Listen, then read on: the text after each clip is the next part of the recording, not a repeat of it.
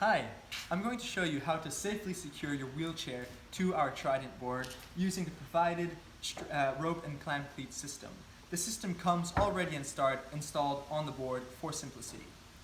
Note that you can also use your own strap system, however we recommend not using ratchet straps as the increased tension can cause damage to the board.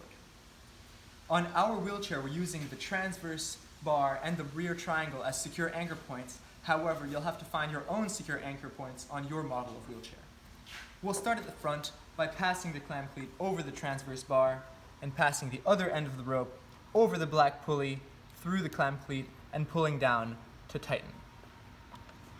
Moving to the back, once again we're going to pass the clamp cleat over the rear triangle, draping it over the back, taking the rope through the black pulley and pulling down into the clamp cleat to tighten.